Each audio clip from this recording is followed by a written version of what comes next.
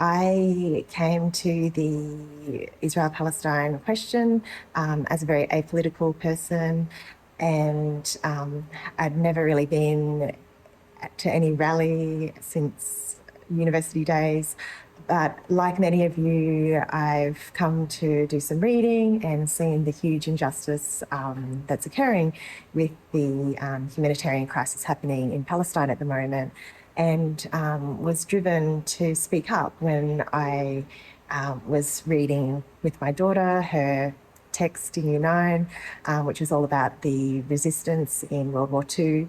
And we were talking about what would we do in a genocide. And I probably got in a big way. I posted things on social media, on my stories, on Instagram, and just trying to combat the lack of information that I saw out in the community, because, you know, my friends and family who are educated and compassionate people were not even seeing the atrocities that were occurring. I went to a rally, I put up a reel of me at the rally, and the next day I picked up my Instagram and saw a post with the Star of David and a warning that any doctor who was seen at a rally saying from the river to the sea would be reported to AHPRA because Jewish patients would not feel safe being around them. And obviously you feel terrified when you see something like this. You start to think, oh my God, get quite paranoid, because I had deliberately not used any pro-Palestinian hashtags. I knew the police were recording at the rally. Did they do facial recognition? I had read The Palestine Laboratory by Anthony Lowenstein, so I knew that that technology existed.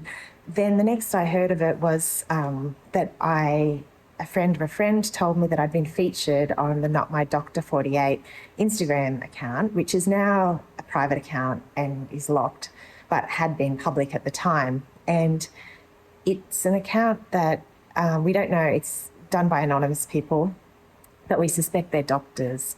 And they feature doctors who are speaking up, and they put up our posts, and often they'll doctor them in a little way, so to make it seem as if we're being anti-Semitic. So, for example, once I saw a post about Headspace, the organisation, being owned by a Zionist group, and I said in the comments, "Oh no!" And so they had that comment there, but then they also did this big, in inverted commas, "Get your Jewish tentacles off my Headspace," as if that's what I said, which is, I would never say something like that. It's just, but if you looked at that page, you would see my face and then this, you know, inverted commas comment. So it was really quite defamatory and awful. Now, that's not technically doxing. I mean, it's sort of defamation. There was harassment there, people posting terrible comments about my family and stuff. But one of the doctors actually got doxed, which means that her anonymous account, they stalked her and they found out who she was, and they published her name. At the bottom of the comments, they say, "Just remember, any Jewish patient would feel unsafe to see these doctors," which is a complete lie, because even no matter what our political views, we would always treat all our patients the same. But so they say, "We would feel unsafe to see this doctor. Just remember, you can report them to AHPRA, the medical board." So since then, about 40 doctors have been reported. There have been about 60 different reports about 40 doctors. And I know that 3 have been investigated fully and nothing's come of it.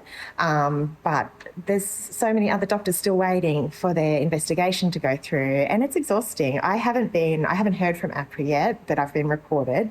But I've had to do a lot of work just defending myself and putting all the information into my medico-legal fund. We have reached out to our medical representatives, so the AMA, our colleges,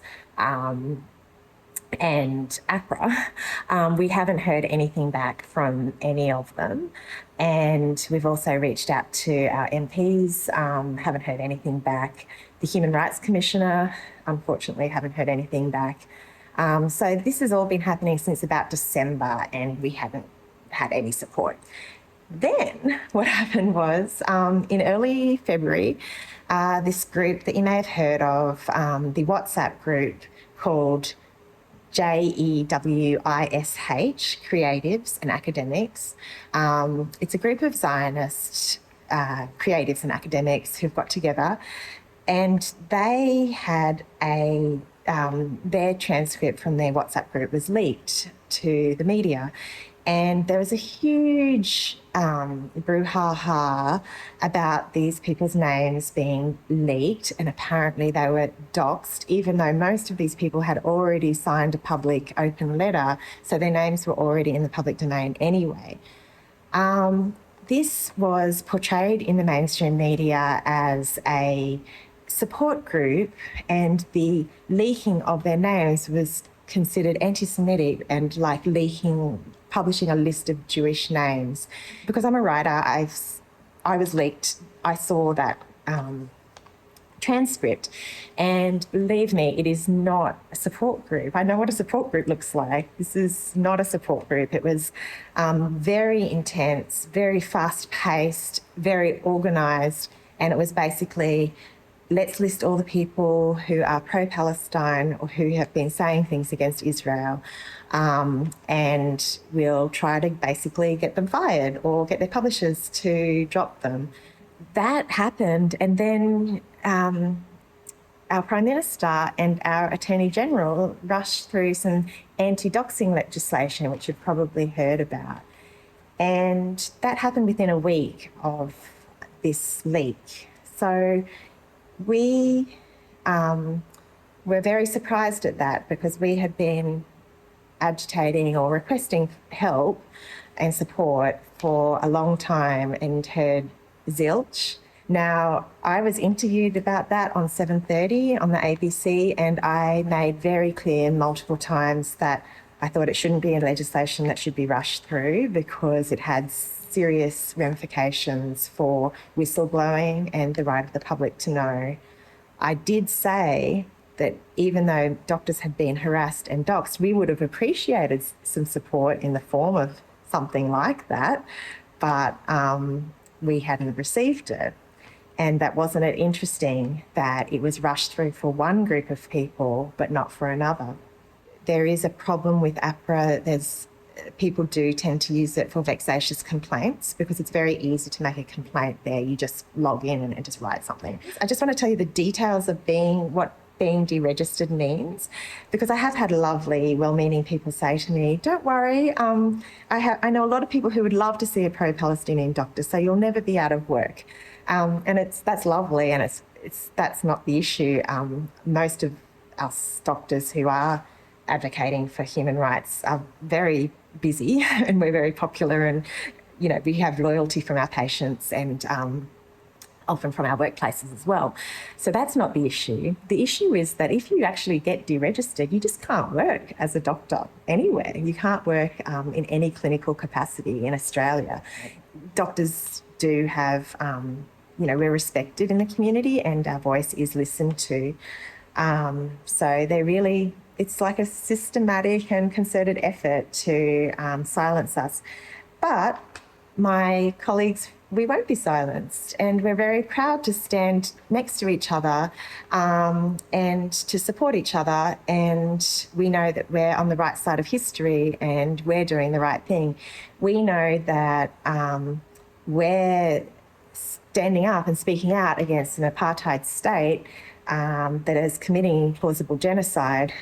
I really want to thank the World Socialist website for doing great coverage of our story. Tell your friends about it. I'm an overshare at the best of times, so I really don't mind if my story gets out there, because it's for the better, a bigger cause. It's to show everyone how ridiculous this all is and how we're really being let down by our governments. and that we really need to get together and support each other. I really thank the rank and file members who've written letters of support, and I really urge you, if you're a healthcare worker, just if you want to write a letter of support, please do, and we'll get them out there and share them, and we've really got to work together, I think. So thank you for listening.